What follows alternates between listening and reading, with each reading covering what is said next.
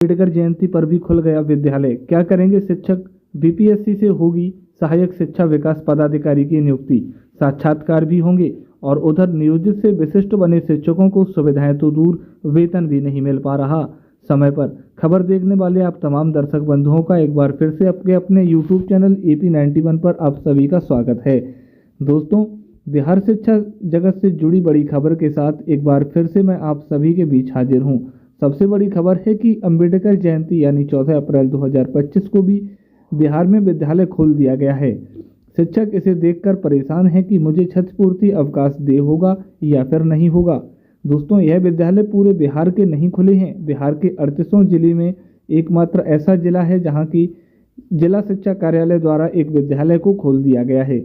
उस जिले के तमाम प्राथमिक से लेकर मध्य और उच्चतर माध्यमिक तक के विद्यालयों को साथ ही साथ दोस्तों सहायक विकास शिक्षा पदाधिकारी की बहाली बीपीएससी के माध्यम से होने वाली है। और सबसे बड़ी बात कि साक्षात्कार की भी इसमें व्यवस्थाएं की गई हैं। बड़ी खबर के साथ दोस्तों, वैसे शिक्षक जो नियोजित शिक्षक के बाद विशिष्ट शिक्षक का पद योगदान कर लिए हैं, वो यही सोच रहे थे कि मुझे कई सारी सुविधाएं मिलेंगी, परंतु सुविधाएं तो दूर, उन्हें वेतन से भी जूझना पड़ रहा है। आज के इस वीडियो में तमाम खबरों की ओर हम चर्चा करेंगे। इससे पहले आपने अभी तक चैनल को सब्सक्राइब नहीं किया है तो चैनल को सब्सक्राइब कर लें। दोस्तों, बिहार में अम्बेडकर जयंती के अवसर पर विद्यालय खोल दिया गया है। शिक्षक परेशान हैं। मैं बातें कर रहा हूं बिहार के सभी विद्यालयों के संबंध में। बिहार के 38 जिलों के एकमात्र ऐसा जिला औरंगाबाद जिला, जहां की जिला शिक्षा कार्यालय औरंगाबाद की ओर से तमाम सरकारी विद्यालयों को खोल दिया गया। शिक्षक परेशान हैं कि आखिर छुट्टी के दिनों में जहां बिहार के तमाम शिक्षक छुट्टी मना रहे हैं, वहीं औरंगाबाद जिला के शिक्षक विद्यालय आने पर मजबूर हैं। हालांकि पढ़ाई की व्यवस्था नहीं की गई है, लेकिन शिक्षकों को विद्यालय में आना सुनिश्चित किया गया है।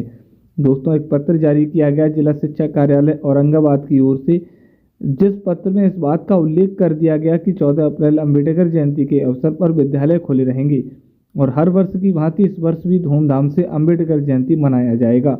साथ ही साथ इस पत्र में इस बात का भी उल्लेख कर दिया गया या खुलासा कर दिया गया कि शिक्षक उपस्थित होकर विद्यालय के पोषक क्षेत्र में वैसे बच्चे जो अनामांकित हैं उनका नामांकन करना सुनिश्चित करेंगे। साथ ही साथ पत्र में इस बात का भी उल्लेख किया गया है कि अगर छात्र के पास कोई दस्तावेज नहीं है, यानी शिक्षक के पास भी अगर विद्यालय में टीसी की व्यवस्था नहीं है, किसी भी विद्यालय के पास टीसी नहीं है, तो संबंधित शिक्षक के द्वारा छात्र का जन्म प्रमाण पत्र या फिर आधार हो, किसी भी डॉक्यूमेंट के आधार पर उनका नामांकन कर लिया जाएगा। यानी किसी भी प्रमाण पत्र के अभाव में छात्रों का नामांकन बाधित नहीं होना चाहिए। दोस्तों, ऐसे आदेश से एक तरफ जहां बच्चों के लिए खुशियों की भरी खबर है, तो वहीं शिक्षकों को सोचने पर जरूर मजबूर होना पड़ रहा है। हालांकि बिहार का औरंगाबाद जिला शिक्षा कार्यालय, चाहे शिक्षकों का भुगतान का मामला हो, चाहे शिक्षकों का कोई भी समस्या हो, उनका त्वरित रूप से कार्रवाई और समाधान होता है। लेकिन शिक्षकों को इस अम्बेडकर जयंती के अवसर पर विद्यालय आना पड़ रहा है। आखिर शिक्षकों के लिए जिला शिक्षा कार्यालय क्या सोचती है, इस पर भी मंथन करना होगा। मेरा मानना है कि हमेशा ही शिक्षकों के हितैषी बने हैं जिला शिक्षा कार्यालय औरंगाबाद, और औरंगाबाद जिले की ओर से समस्याओं का समाधान भी किया जाता है। तो यहाँ पर शिक्षकों को हर हाल में क्षतिपूर्ति का अवकाश देना चाहिए। औरंगाबाद जिला शिक्षा कार्यालय को चाहिए कि क्षतिपूर्ति अवकाश संबंधी भी पत्र जारी करे, क्योंकि पूरे बिहार में इन दिनों शिक्षक अम्बेडकर जयंती के अवसर पर छुट्टियां मना रहे हैं, तो वहीं औरंगाबाद जिले के शिक्षक विद्यालय आने पर मजबूर हैं। वहीं दोस्तों, बिहार में शिक्षा में गुणवत्ता विकास के लिए जहां प्रखंडाधीन विद्यालयों का अनुश्रवण हेतु शिक्षा विभाग की ओर से रणनीति बनाई गई कि अब विद्यालयों के अनुश्रवण संबंधित शिक्षा विकास पदाधिकारी करेंगे।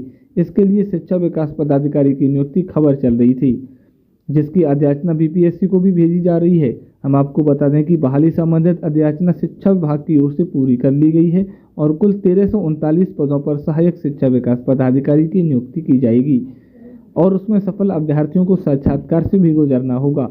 साथ ही साथ बड़ी खबर यह है कि जो कर्मी सहायक शिक्षा विकास पदाधिकारी बनेंगे वह राज्य संवर्ग के अंतर्गत आएंगे, यानी चाइनीज उनका वेतनमान नहीं होगा और न ही चाइनीज उनका पद होगा। राज्य संवर्ग का यह पद होगा, तो हर हाल में मेरा मानना है कि 4800 का ग्रेड पे उन्हें देना चाहिए, क्योंकि साक्षात्कार से भी उन्हें गुजरना पड़ रहा है तो तमाम शिक्षक जो इस ओर निगाहें लगाए रहे थे कि हमें सहायक शिक्षा विकास पदाधिकारी बनना है, तो उन्हें तैयारियां भी शुरू कर देनी चाहिए।